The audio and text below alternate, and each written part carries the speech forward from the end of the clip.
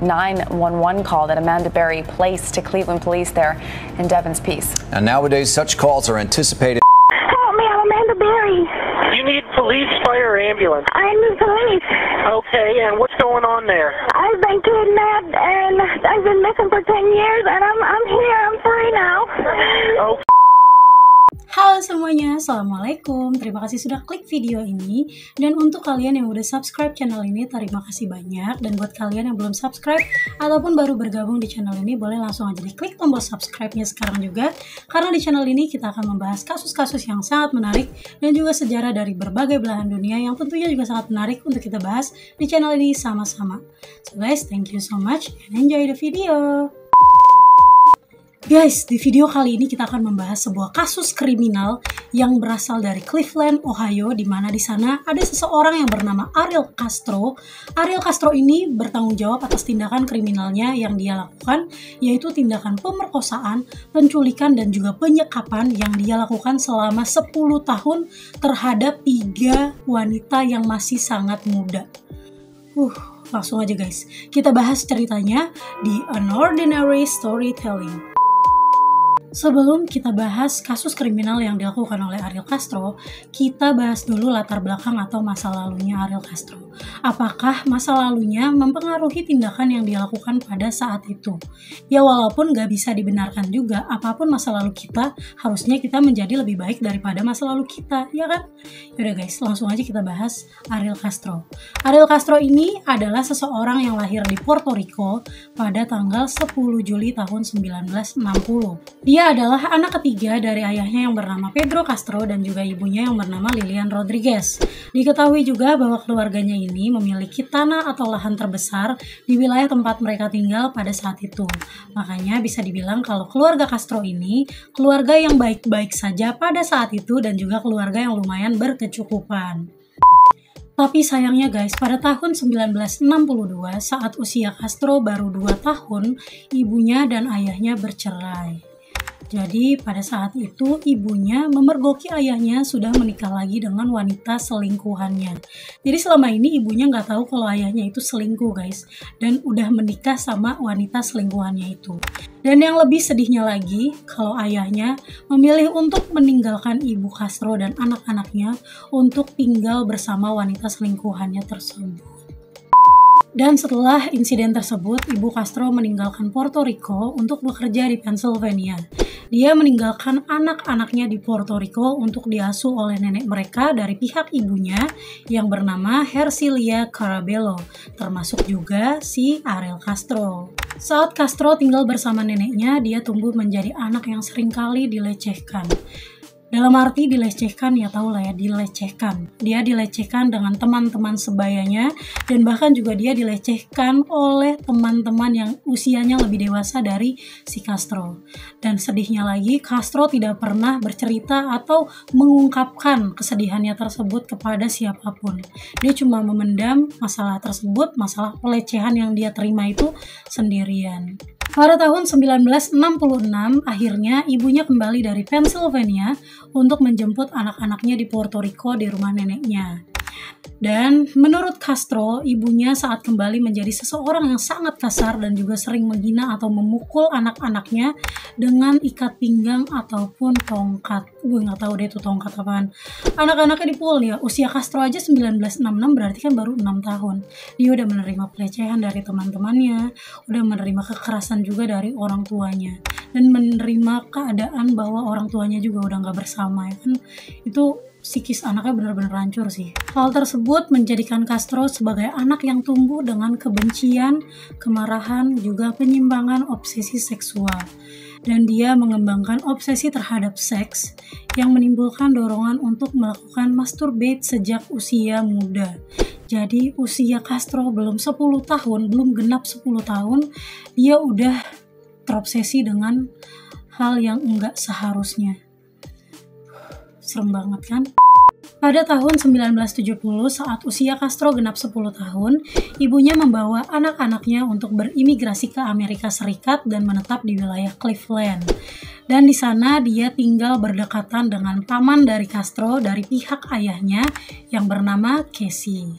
Dan diketahui juga pada tahun 1969, 1 tahun sebelum keluarga Castro pindah ke Cleveland, di sana pamannya sudah mendirikan sebuah toko musik atau toko rekaman milik pamannya tersebut. Dari kecil si Castro ini memang sudah tertarik sama musik, dan kebetulan banget kalau si pamannya ini kan pemilik toko rekaman dan juga alat musik. Di sanalah Castro tumbuh dan diajarkan untuk bermain alat musik dan diberikan gitar oleh pamannya, yang akhirnya Castro menjadi pemain bass profesional dan memiliki pekerjaan sebagai anggota band musik. Seiring dengan berjalannya waktu, akhirnya Castro tumbuh menjadi seorang remaja. Dia mulai jatuh cinta pada cinta pertamanya di usianya yang baru 17 tahun. Dia bertemu dengan seorang gadis yang bernama Grimilda Figueroa, dan dia berpacaran selama 3 tahun bersama Grimilda, yang akhirnya pada tahun 1981 dia menikah dan mendapatkan anak pertamanya. Tapi guys, yang bikin bingung, setelah dia punya anak pertamanya, si Castro ini justru malah berubah menjadi seseorang yang sangat kasar dan juga sangat pemarah. Bahkan, dia memaksa istrinya untuk tetap tinggal di dalam rumah dan gak boleh kemana-mana. Dan juga memilih tempat dia untuk bisa berbelanja. Tempat belanjanya aja diatur sama Castro, nggak boleh belanja tempat lain kecuali yang dipilihin sama Castro.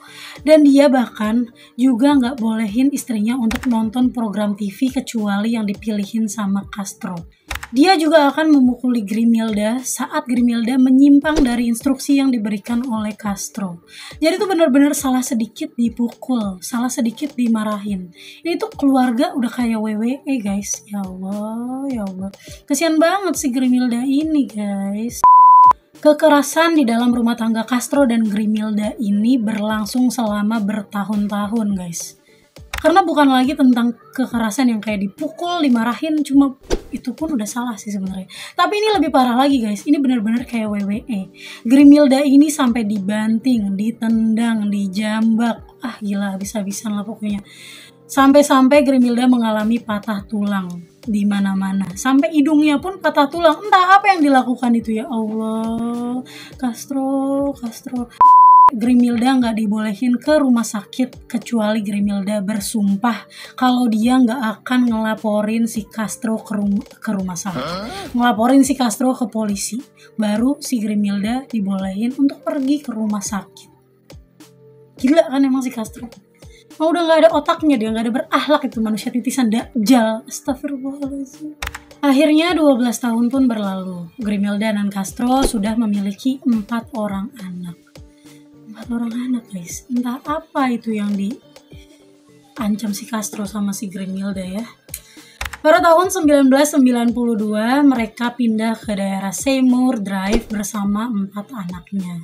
Di rumah barunya Castro mulai mengunci setiap pintu di rumah dan mulai membangun sebuah basement atau sebuah ruang bawah tanah, di mana dia memasang pintu yang sangat berat dan menambahkan tirai juga lapisan batu bata untuk kedap suara.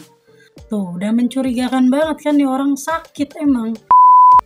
Setelah selesai pekerjaannya di ruang bawah tanah, dia melarang semua anggota keluarganya, pokoknya siapapun dilarang untuk masuk ke ruang tanah yang udah dia buat.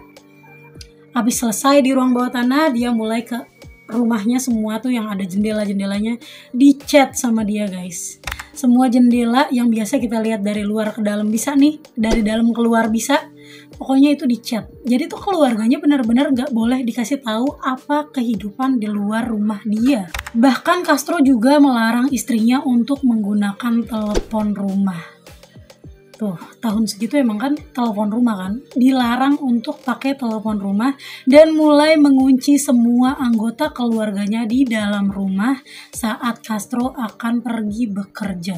Dan kalian tahu kerjanya berapa lama? Castro kerja sama teman-teman bandnya nih, anggota musiknya, itu bisa sampai 4 hari. Dan dalam 4 hari anggota keluarganya dibiarin di dalam rumah tanpa boleh mengetahui apapun yang terjadi di luar rumah. Tuh, sakit. Dan akhirnya syukurnya pada saat Castro lagi melakukan kekerasan kepada Grimilda, itu dipergokin sama adiknya Grimilda. Entah gimana ceritanya, pokoknya pas Castro lagi ngelakuin kekerasan, itu ada adiknya Grimilda datang, terus ngeliat, dan akhirnya adiknya Grimilda melaporkan tindakan kekerasan tersebut kepada polisi. Yang akhirnya membuat Castro ditangkap polisi pada Februari tahun 1994. Tapi sialnya, nggak tahu nih duit dari mana si Castro ya. Dia bisa keluar atau bisa lolos dari polisi dengan uang tebusan sebesar $25.000. Setelah Castro bebas dengan uang tebusannya tersebut guys, bukannya dia berubah, malah makin menjadi. Tiap hari tetap aja ada kekerasan yang dilakukan terhadap Grimilda. Dan untungnya setelah 3 tahun berlalu, Grimilda mulai punya keberanian untuk menggugat Castro. Pada tahun 1997, si Grimilda ini mulai mengurus surat perceraiannya sendiri ke pengadilan dan akhirnya disetujui oleh pengadilan. Di saat itulah mereka bercerai dan hak asuh anak-anaknya jatuh ke tangan Grimilda. Thank God. Setelah bercerainya Grimilda dan juga Castro guys, dia benar-benar menjadi seseorang yang sangat depresi. Menjadi orang yang kayak ODGJ. Dia mulai mengonsumsi obat-obatan terlarang dan juga mabuk-mabukan. Serta dia mulai tertarik pada praktik seks kekerasan atau seks yang menyimpang atau biasa disebut sebagai BDSM, dan juga mengembangkan fantasi untuk menjadikan wanita sebagai budak seks. Karena udah nggak ada Grimilda lagi guys, dia bingung tuh mau ngelakuin kekerasan ke siapa lagi kan. Di sanalah dia mulai mempraktikkan tindakan kekerasan dan juga mulai menculik gadis-gadis muda atau wanita-wanita muda. Langsung aja guys, kita bahas kasus kriminal yang dilakukan oleh Ariel Castro ini, si titisan Dajjal, kasus penculikan pertamanya. Pada tanggal 22 Agustus tahun 2002, Castro mulai melakukan penculikan pertamanya terhadap gadis yang bernama Michelle Knight. Diketahui pada saat itu Michelle Knight baru berusia 21 tahun. Michelle Knight lahir pada tanggal 23 April tahun 1981 di keluarga yang bisa dibilang tidak baik-baik saja. Keluarganya adalah keluarga yang broken home, pihak ayah ataupun ibunya memiliki kehidupan yang tidak berkecukupan, membuat Michelle Knight tumbuh menjadi anak yang kurang perhatian dan juga kurang kasih sayang. Dan pada saat usia Michelle 13 tahun, dia lebih memilih untuk meninggalkan rumah, atau bisa dibilang dia kabur dari rumah dan memilih untuk menjadi seorang gelandangan. Dia hidup sendirian dan mulai tidur di bangku taman, dan bahkan seringkali saat cuaca yang mulai dingin dia tidur di dalam bak sampah. Dan yang lebih menyedihkannya lagi, saat hidupnya bertemu dengan seorang pengedar narkoba. Michelle mulai menjadi seorang pengedar narkoba, dan tapi ironisnya Michelle justru senang dengan kehidupannya tersebut. Michelle senang karena Michelle mendapat gaji, mendapat makan, dan mendapat tempat tinggal juga perlindungan dari para pengedar narkoba. Setelah beberapa bulan Michelle tinggal bersama para pengedar narkoba, akhirnya polisi berhasil menangkap para pengedar narkoba tersebut.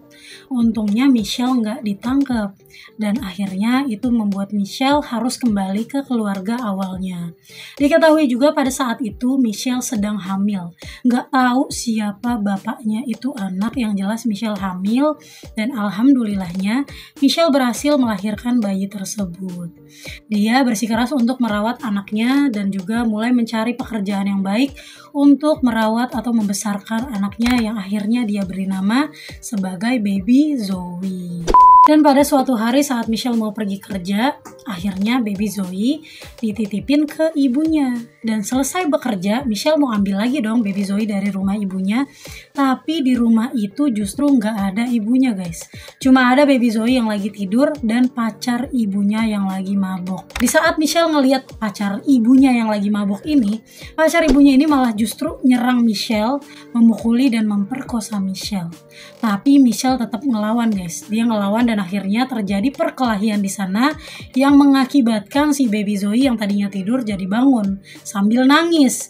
Si pacarnya ibunya ini pacar ibunya ini ngelihat baby Zoe bangun dan nangis, berisik, dia kesel, dia angkat baby Zoe, dia guncangkan, kayak diguncangkan atau kayak dilempar gitu, yang mengakibatkan baby Zoe kakinya patah. Ngelihat kejadian itu, akhirnya Michelle langsung ambil baby Zoe dan lari ke rumah sakit. Setelah di rumah sakit, untungnya baby Zoe bisa diselamatkan. Dari kejadian itu, akhirnya pacar ibunya ini ditangkap polisi. Tapi ironisnya guys, setelah kejadian tersebut, polisi juga membawa baby Zoe ke pelayanan sosial. Karena polisi menganggap Michelle ini nggak becus jadi orang tua. Michelle dianggap tidak berkompeten sebagai orang tua karena menitipkan bayinya ke orang yang mabok. Ibunya pemabok, pacar ibunya pemabok, dititipinlah baby Zoe ke orang itu. Makanya polisi menganggap kalau Michelle ini tidak berkompeten sebagai ibu. Itu membuat benar-benar Michelle jadi hancur banget guys. Dari semenjak itu Michelle bukannya menyerah, tapi dia justru malah lebih memperjuangkan bayinya itu. Dia datang ke kantor polisi setiap hari, dia datang ke pelayanan sosial setiap hari. Dia tuh bilang kalau dia bisa jadi orang tua yang benar gitu. Dia bisa jadi orang tua yang lebih bertanggung jawab dan tolong kembalikan anak saya. Ya intinya gitulah. Dan pada tanggal 22 Agustus tahun 2002, di mana adalah hari Michelle bertemu dengan salah satu pekerja pelayanan sosial. Dia bertemu atau meeting untuk membicarakan mengenai baby Zoe.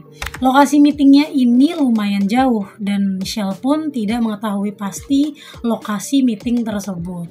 Dan pada saat itu juga diketahui kalau Michelle ini tidak memiliki uang.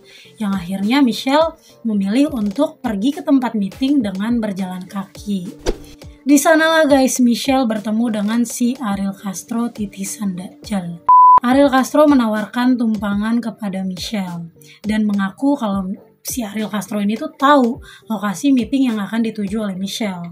Akhirnya Michelle pun setuju dan masuk ke dalam mobil Ariel Castro. Pada saat di dalam mobil Castro, Michelle ngelihat ada salah satu stiker yang nempel di dalam mobilnya Ariel Castro ini yang cukup menarik perhatiannya, yaitu stiker tentang adopsi anak anjing.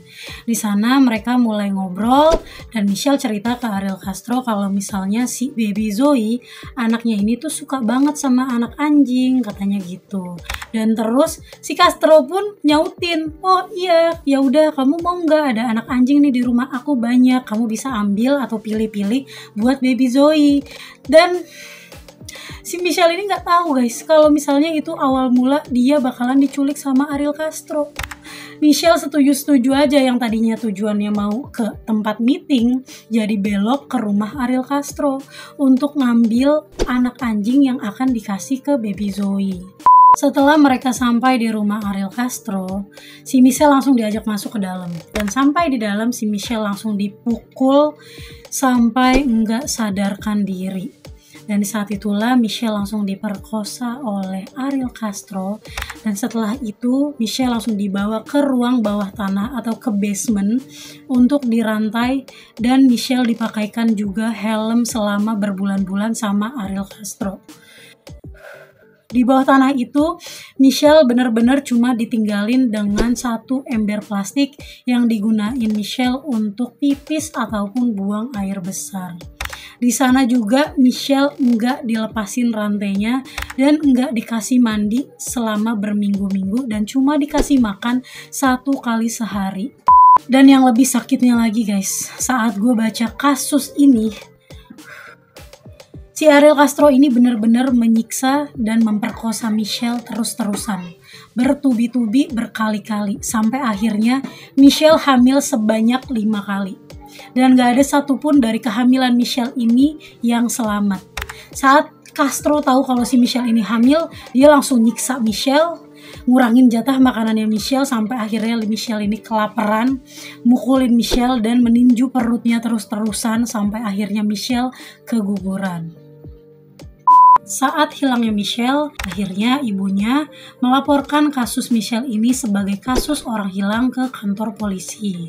Tapi sayangnya polisi ini enggak menanggapi kasus ini secara serius. Karena kata polisi, Michelle ini sudah berusia 21 tahun, sudah cukup dewasa, dan juga punya riwayat kabur dari rumah dan jejak kriminal sebagai penjual narkoba. Bahkan polisi juga berasumsi kalau Michelle ini bukan orang hilang, tapi melainkan dia ini kabur dari rumah secara sukarela.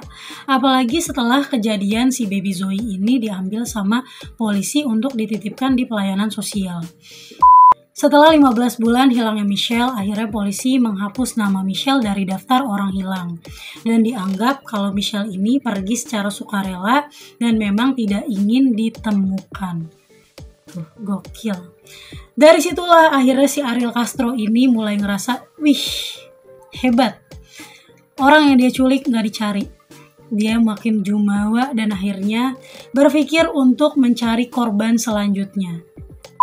Dan di korban selanjutnya inilah guys, si Ariel Castro ini benar-benar menyusun rencananya dengan sangat rapih. Karena dia sendiri pun punya tipe untuk gadis yang akan dia culik yang kedua kalinya.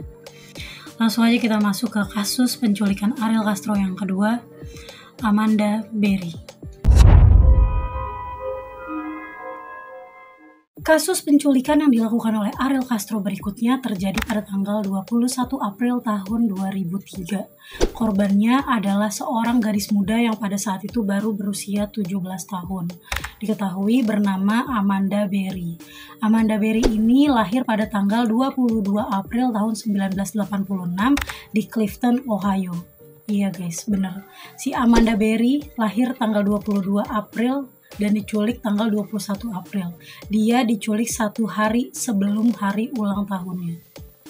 Amanda Berry ini adalah teman kerjanya anaknya Castro yang laki-laki yang bernama Anthony Castro yang kerja di Burger King. Jadi itu teman satu kerjaan dan juga teman satu sekolah dari anaknya Castro yang bernama Angie Castro.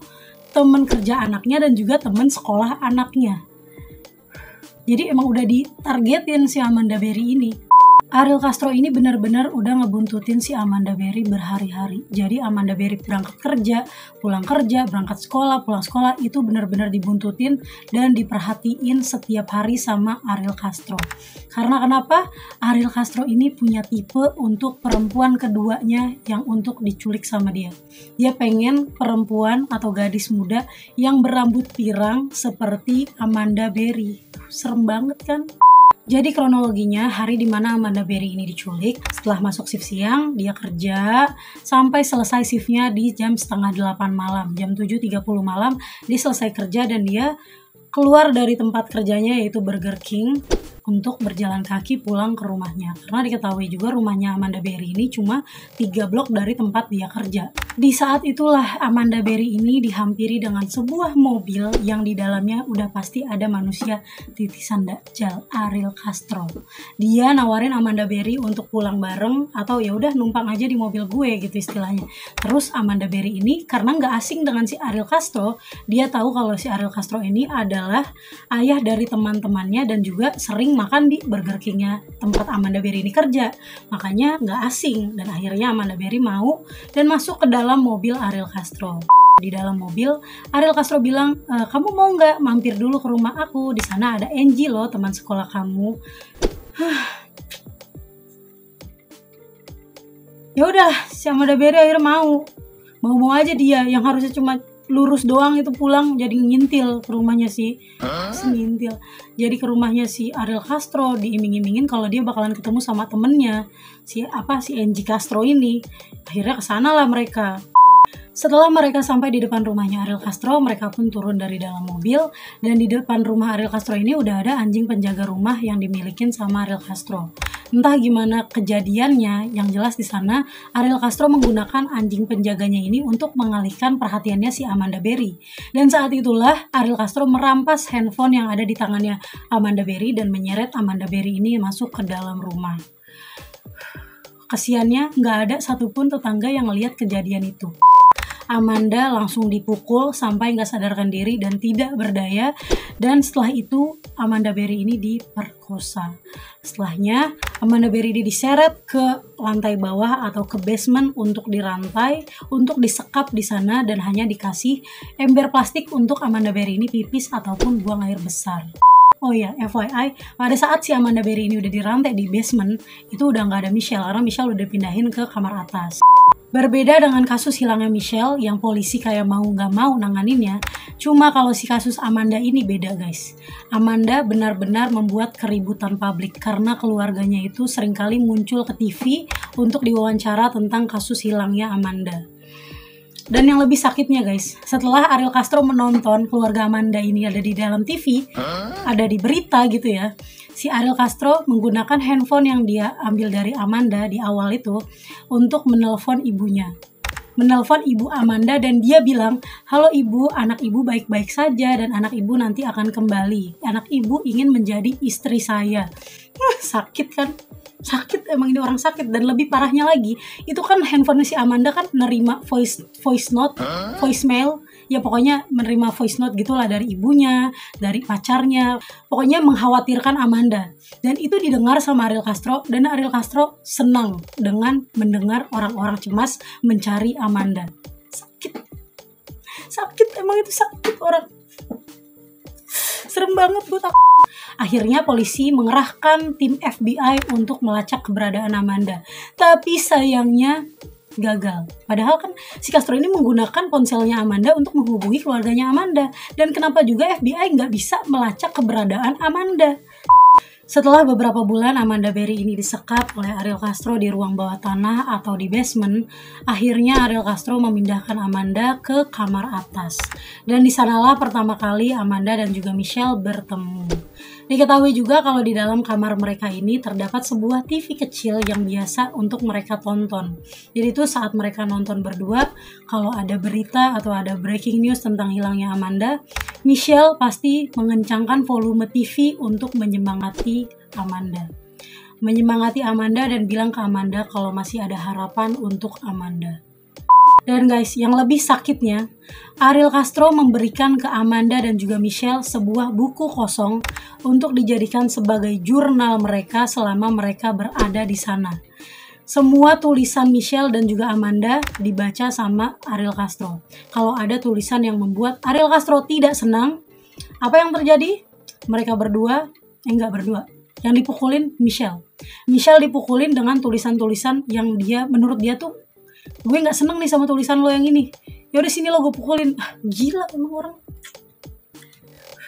Stres deh. Dan itu dia guys kesedihannya Michelle Knight dan juga Amanda Berry menghadapi kebiadaban si Ariel Castro ini.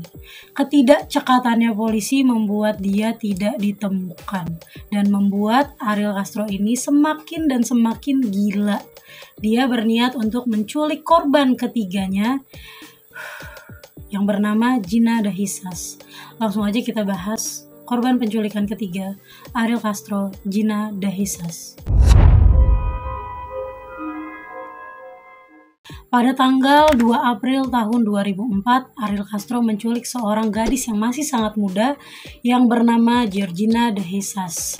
Diketahui saat itu usia Gina baru 14 tahun. Gina lahir pada tanggal 13 Februari tahun 1990. Dan yang lebih sakitnya lagi, kalau Georgina ini adalah sahabat anak dari Ariel Castro yang paling kecil, yang bernama Arlene Castro. Jadi modusnya tetap sama, kayak ke Amanda. Teman-temannya Amanda adalah anaknya Ariel Castro, dan temannya Georgina juga anak Ariel Castro. Jadi kronologinya adalah pada saat Georgina berada di sekolah. Di sekolah, Arlene dan juga si Georgina membicarakan tentang menginap. Si Georgina diajak sama Arlene untuk nginep di rumahnya, di tempat ibunya Arlene Castro. Dan di saat itulah Georgina menelpon ibunya untuk meminta izin, boleh nggak nih nginep di rumahnya Arlene. Tapi sayangnya ibunya menolak untuk memberikan izin kepada Georgina. Dan di saat selesai sekolah, mereka ini pulang masing-masing. Si Georgina ini jalan kaki untuk menuju rumahnya. Dan di saat itulah si Georgina dihampiri dengan si Ariel Castro, manusia titisan Dajjal. Di dalam mobil, Ariel Castro bilang, "Kamu mau nggak mampir dulu ke rumah aku. Di sana ada Arlene loh lagi mampir di rumah, katanya gitu. Terus si Georgina ya mau, merasa nggak asing sama si Ariel Castro, ya dia mau-mau aja. Dan apalagi setelah dia ngomongin tentang menginap, dan akhirnya dia mikir tuh, kalau misalnya nginep nggak boleh, mungkin kalau mampir dan main aja sebentar boleh gitu ya kan, ketemu sama Arlene di rumahnya Ariel Castro, bukan di rumah ibunya ya, di rumah Ariel Castro. Jadi tuh si Ariel Castro ini mengada-ngada kalau si Arlene ada di rumahnya gitu. Mereka kesana lah. Dan sampai di rumahnya Ariel Castro, apa yang terjadi adalah sesuatu yang tidak diinginkan sama sekali. Arlene tidak ada di sana, dan Georgina sampai di dalam rumah, dipukul sampai tidak sadarkan diri, diperkosa dan juga diseret ke ruang bawah tanah, dirantai dan juga diberikan ember plastik seperti yang dilakukan kepada korban-korban sebelumnya yang diberikan untuk pipis dan juga untuk BAB saja. Jadi pada saat itu Ariel Castro meminta Michelle untuk membersihkan kamar di sebelah kamar Michelle dan Amanda untuk ditempatkan oleh Georgina. Jadi benar-benar si Michelle ini dijadiin kayak pembantu di sana guys. Apapun yang disuruh itu Michelle. Kalau dia nggak seneng yang dipukul Michelle. Bener-bener Michelle ini kayak apa ya, jahat banget si Ariel Castro ini. Dan nggak lama-lama guys, cuma butuh waktu 2 jam aja ibunya langsung melaporkan kehilangan si Georgina ke kantor polisi. Dan polisi langsung mengaitkan kasus Georgina ini yang masih berusia 14 tahun ke kasusnya Amanda Berry yang hilang 1 tahun lalu. Dan di sanalah polisi langsung menyisir ke semua area di sana untuk menemukan keberadaan Georgina, tapi sayangnya gagal untuk ditemukan juga. Dan di saat itulah ibunya Georgina ini membuat sebuah flyer dan dibagikannya ke banyak orang. Dan juga mengadakan sebuah acara penjagaan di mana di sana akan banyak orang datang untuk berkumpul, memegang lilin dan berdoa untuk keselamatan si Georgina agar bisa pulang dengan selamat. Tapi anehnya guys, di acara tersebut Ariel Castro juga datang. Dia datang berdiri di paling depan, memegang lilin dan juga ikut berdoa untuk keselamatan Georgina. Sakit, emang nih orang udah sakit, titisan dajjal emang begitu. Bahkan dia sempat mengobrol dengan ibunya Georgina. Dia menanyakan kabar terbaru tentang hilangnya Georgina. Karena tuh memang si Ariel Castro ini udah kayak nervous gitu, kayak takut ketahuan. Karena polisi benar-benar menanggapi kasus ini dengan serius dan mengaitkan dengan kasusnya si Amanda Berry yang masih hilang setahun lalu. Dia udah takut itu sebenarnya si orang ini. Seiring dengan berjalannya waktu, hari demi hari, minggu demi minggu, dan tahun demi tahun, polisi masih saja tidak bisa menemukan keberadaan 3 wanita tersebut. Dan di setiap harinya juga, Ariel Castro akan menyiksa dan memperkosa para wanita tersebut. Mereka hanya diberi makan 1 kali sehari, dan hanya diperbolehkan mandi 2 kali dalam seminggu. Guys, mungkin kalian bingung kenapa dari 3 perempuan ini gak ada yang berani untuk ngelawan Ariel Castro atau mencoba kabur dari rumah itu. Biar gue jelasin. Mereka ini bukan gak pernah atau gak berani untuk mencoba kabur. Karena pada saat mereka bergerak sedikit aja, Ariel Castro ini udah tahu dan langsung mengancam mereka menggunakan pistol. Siapa yang gak takut diancam dengan pistol, apalagi dengan keadaan psikis mereka yang setiap harinya disiksa. Dan yang lebih ngeselinnya lagi, Ariel Castro ini sering ngejebak mereka dengan pura-pura keluar rumah. Jadi tuh di pintu utama di bawah, itu kan pintunya ada kunci utama, ada alarm dan juga ada kayak, tau gak sih pintu hotel yang ada rantainya gitu, kalau misalnya kita buka jadi gak bisa kebuka lebar. Itu ada rantainya juga yang nyantel. Ariel Castro akan turun ke bawah dan pura-pura keluar dan menyalakan alarm dan juga mengunci semua pintu untuk melihat reaksi para wanita tersebut. Mereka akan turun ke bawah untuk memastikan kalau Ariel Castro ini benar-benar keluar gitu, benar-benar gak ada di dalam rumah. Tapi apa yang dia lihat, Ariel Castro ada di depan pintu, di dalam rumah, di pintu tersebut, memastikan kalau mereka ini masih berani gak lo ngelawan gue, gitu loh. Langsung Ariel Castro mengancam lagi dengan pistolnya dan menggiring mereka ke dalam kamar dan menyiksa mereka kembali. Siapa yang gak gila digituin setiap hari coba? Mereka tuh pasti takut lah digituin. Makanya mereka ya udah pasrah aja. Apalagi dengan keadaan mereka yang setiap hari disiksa kayak gitu guys. Pada tahun 2007 akhirnya Amanda Berry hamil. Berbeda dengan kasus kehamilannya Michelle Knight yang dipaksa untuk digugurkan sebanyak 5 kali dengan cara kekerasan dan juga dibiarkan kelaparan. Kalau si Amanda Berry ini benar-benar berbeda. Ariel Castro menahan diri untuk menyakiti perasaannya Amanda. Bahkan dia memperbaiki pola makannya Amanda dan tidak memperkosa Amanda lagi. Membiarkan Amanda untuk membesarkan kehamilannya yang tadinya diniatkan kalau misalnya Amanda udah lahir, anaknya nih mau ditinggalkan di depan pintu gereja. Cuma pas Amanda hamilnya udah besar dan mulai mendekati hari kelahirannya, si Ariel Castro ini berubah menjadi sangat senang dan menjadi sangat excited banget dia bakalan jadi bapak lagi. Pada tanggal 25 Desember, akhirnya Amanda Berry berhasil melahirkan bayi mungil yang sangat cantik yang dia beri nama Jocelyn. Tapi guys, di balik kelahirannya Amanda Berry ini, ada hal yang sangat menegangkan. Jadi tuh pas hari kelahirannya ini, Ariel Castro meminta Michelle untuk membantu proses kelahirannya Amanda Berry. Saat bayinya keluar, ditemukan bahwa si baby Jocelyn ini tidak bernafas, dan saat itu juga Ariel Castro mengancam Michelle akan membunuhnya jika bayi itu tidak selamat. Dan si Michelle langsung buru-buru kasih nafas buatan ke baby Jocelyn, terus-terusan kasih nafas buatan, pokoknya sampai baby Jocelyn ini nangis akhirnya. Dia diancam guys, udah nggak ada basic medis, diancam bakalan dibunuh kalau bayinya nggak selamat. Michelle kasihan banget guys, ya Allah. Setelah kelahirannya baby Jocelyn, Ariel Castro ini benar-benar menjadi seorang penculik yang mulai melunak. Karena si Ariel Castro ini emang beneran sayang banget sama si baby Jocelyn. Bahkan seringkali baby Jocelyn ini diajak keluar rumah, keliling komplek gitu, jalan-jalan. Baby Jocelyn dikenalin ke tetangga-tetangga, dipamerin ke tetangga-tetangga. Tuh, sakit emang nih orang. Dan kalau ditanya, dia akan ngaku kalau si baby Jocelyn ini adalah anak dari pacarnya. Dan dia akan menikahi pacarnya, dan si baby Jocelyn akan menjadi anak tiri dari Ariel Castro. Dia ngakunya gitu guys ke tetangga. Setelah 6 tahun berlalu, akhirnya baby Jocelyn ini kan udah berusia 6 tahun ya. Di sanalah akhirnya titik terang mulai terlihat, di mana mereka semua akan bebas. Michelle, Amanda, dan juga Gina, juga Jocelyn akhirnya bebas dari jerat Ariel Castro. Gak usah lama-lama lagi guys.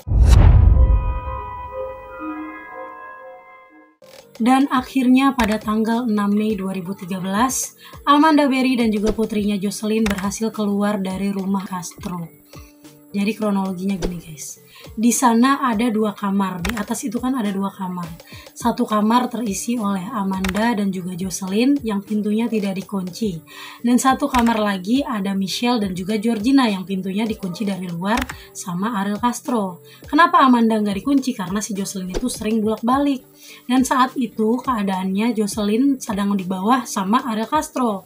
Nggak tahu lagi ngapain, intinya pada saat itu Ariel Castro meminta Jocelyn untuk naik lagi ke atas untuk kembali ke kamar ke ibunya, ke Amanda Berry. Karena Ariel Castro bilang ke Jocelyn kalau dia itu mau membeli makanan di luar untuk mereka makan gitu ya kan. Terus sampai di atas si Jocelyn ditanya sama si Amanda Berry, kemana ayah nak?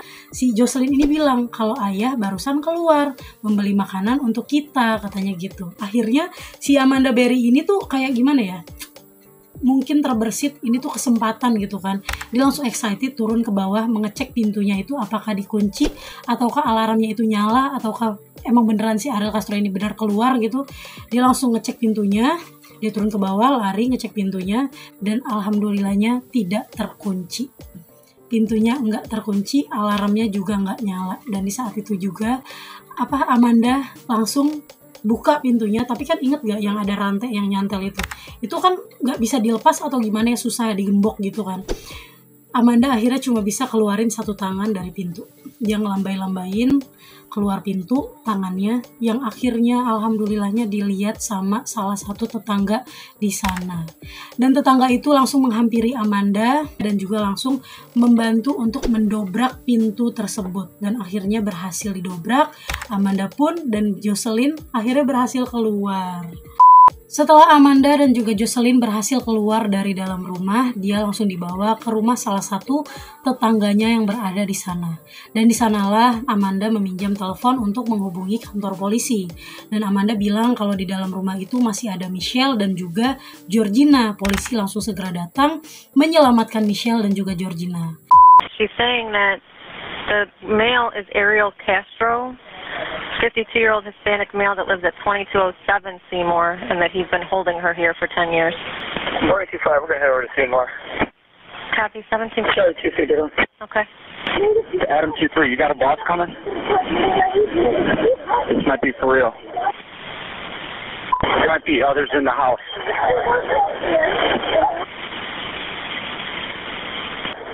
Georgina De Jesus might be in this house also, per Adam 23 radio. Go ahead. We found them. We found them.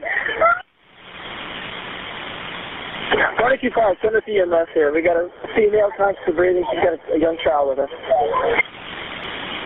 We also have a Michelle Knight in the house. I don't know if you want to look that up in the radio, the system. 32 years old.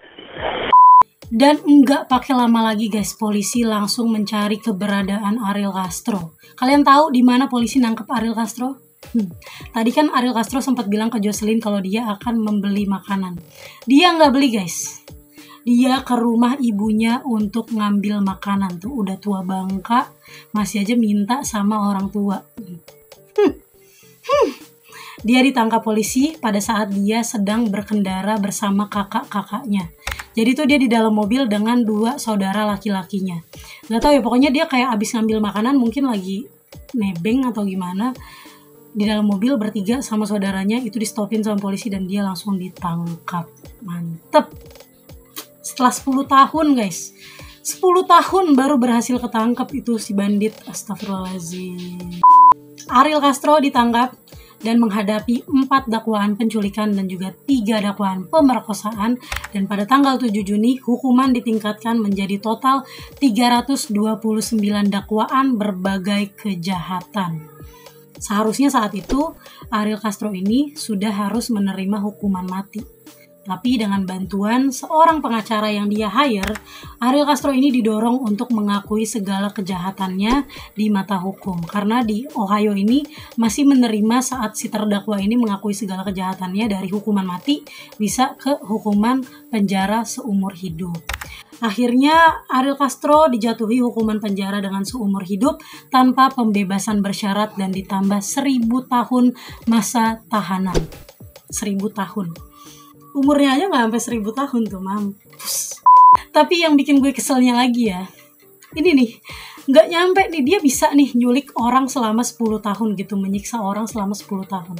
Tapi setelah dia menjalani masa hukumannya, baru sebulan aja dia udah bunuh diri guys. Baru sebulan masa tahanan dia udah bunuh diri. Tapi dia bisa menyiksa orang, menculik orang, memukuli orang selama 10 tahun. Dia di sel gak diapa-apain, padahal cuma dikurung doang, baru sebulan udah gak tahan. Dia bunuh diri dengan menggunakan spray yang diikat di tralis di atas untuk menggantung dirinya sendiri. Cemen banget. Ya guys, itu dia cerita dari Michelle Knight, Amanda Berry, Georgina De Jesus, dan juga Jocelyn yang alhamdulillahnya berhasil keluar dari jerat Ariel Castro. Alhamdulillahnya cerita ini berakhir dengan happy ending. Dengan ditangkapnya Ariel Castro dan dia memilih meninggal di dalam sel penjaranya. Ya udahlah ya, bodo amat juga dia mau meninggal kayak dia mau ngapain kayak terserah, pokoknya dia meninggal juga gak bakalan ini kan, gak bakalan selamat juga ya kan, langsung tanpa ditanya-tanya langsung dicelupin itu dia, langsung dijorokin, bukan dicelupin lagi. Orang kayak begitu mah langsung nyungsep ke dalam api neraka. Ih, serem. Dari kelakuannya aja yang udah ngejelimet begitu kan, kita udah tahu lah bakalan masuk kemana dia. Gak ada itu surga-surga baginya. So guys, gue mau ngebahas sedikit update tentang kehidupan masa kini, tentang wanita-wanita hebat ini, tentang si Michelle Knight, tentang Amanda Berry, tentang Georgina De Jesus, karena mereka ini salah satu bukti nyata kisah yang happy ending. Georgina De Jesus, saat ini dia bekerja di bagian social service untuk anak-anak hilang. Dan Amanda Berry, saat ini dia bekerja menjadi reporter berita yang khusus untuk anak-anak hilang juga.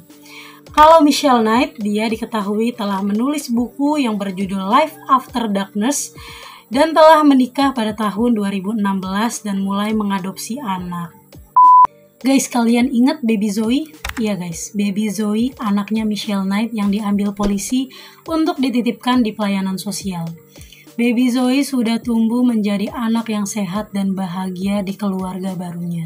Dia udah diadopsi sama keluarga baru. Dan yang lebih mulianya lagi, hati Michelle Knight ini, dia tidak memaksakan Baby Zoe untuk bertemu kepada Michelle Knight. Dia nggak memaksakan Baby Zoe untuk ketemu langsung sama dia gitu. Dia nggak minta langsung buru-buru siniin anak gue, enggak. Michelle Knight benar-benar memikirkan psikis si Baby Zoe ini. Dia takut Baby Zoe kaget, udah lama banget nggak ketemu, bahkan hampir nggak kenalin siapa Michelle Knight kan. Kalau Michelle Knight datang dengan berbagai kasus di belakangnya dan juga dia bilang langsung, gue nih mak lo gitu, gue nih ibu lo gitu, itu pasti bakalan ganggu psikis si Baby Zoe banget. Makanya Michelle Knight menahan diri dan membiarkan Baby Zoe untuk berbahagia di keluarga barunya. Nanti kalau udah saatnya, kalau Baby Zoe sudah siap, dia akan terima Baby Zoe dengan lapang dada. Bener-bener Michelle, gue pengen udah punya hati kayak Michelle. So guys, itu dia pembahasan kasus di video kita kali ini. Gimana menurut kalian? Kalau misalnya ada salah ataupun ada kurangnya dalam penyampaian gue membahas kasus ini, boleh banget kalian kasih saran kalian di kolom komentar. Buat kalian yang suka sama video ini, boleh banget diklik tombol like-nya. Dan untuk kalian yang belum subscribe, boleh banget diklik tombol subscribe-nya sekarang juga. Buat kalian yang punya pendapat dan juga saran untuk video selanjutnya, boleh banget di drop di kolom komentar. Di sana kita bisa berdiskusi sama-sama. Dan jangan lupa untuk share video ini sebanyak-banyaknya di media sosial yang kalian punya. So guys, thank you so much sudah menonton video ini sampai akhir. Dan wassalamualaikum warahmatullahi wabarakatuh. Bye!